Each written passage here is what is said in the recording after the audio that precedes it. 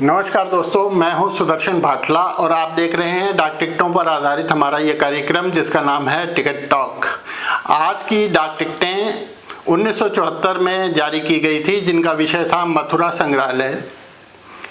आज हम मथुरा संग्रहालय की सैर करेंगे और देखेंगे वहाँ संरक्षित मूर्तियों को और अपनी विरासत को, अपने इतिहास को जानेंगे।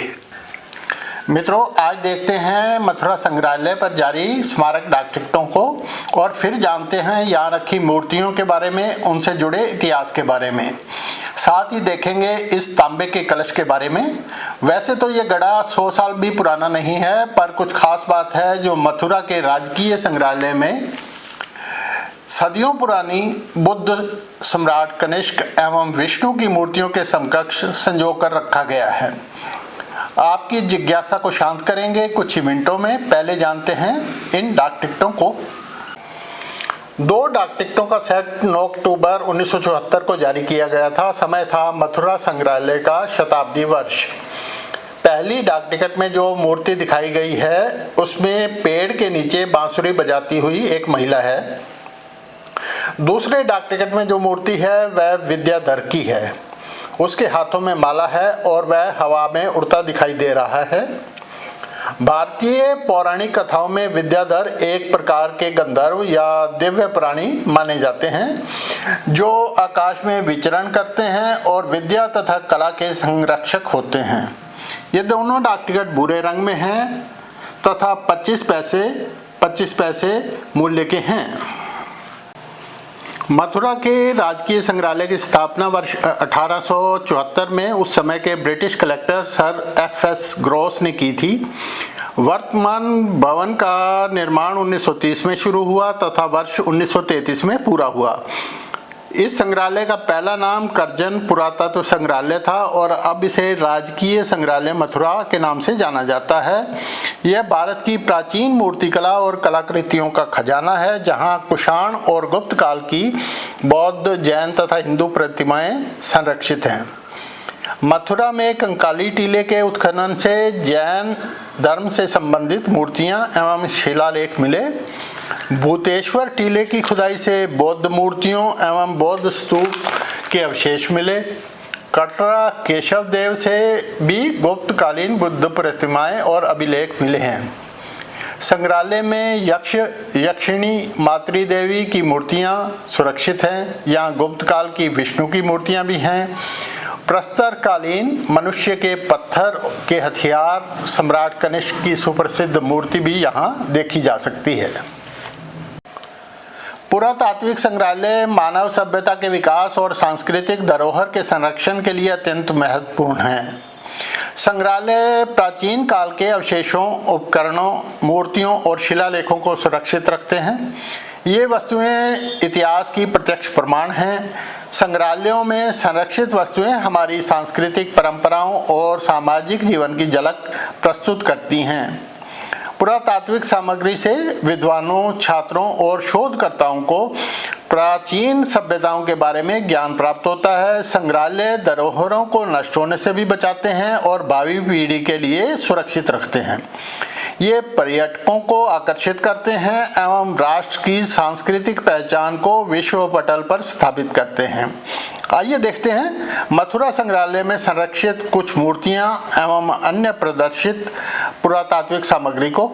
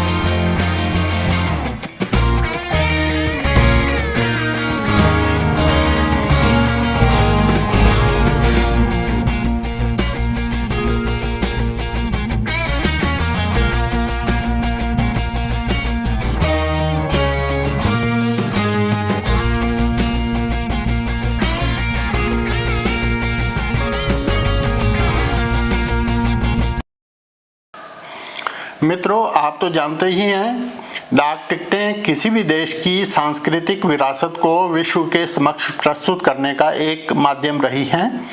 भारत सहित अन्य कई देशों ने पुरातात्विक महत्व के स्थानों, खुदाई से प्राप्त प्राचीन मूर्तियों, बर्तनों, मुद्राओं तथा ऐतिहासिक महत्व की वस्तुओं, पुरातात्विक संग्रहालयों को अपनी डाक टिकटों में स्थान दिया है। आइए देखते हैं मेरे संग्रह से कुछ डाक टिकटें।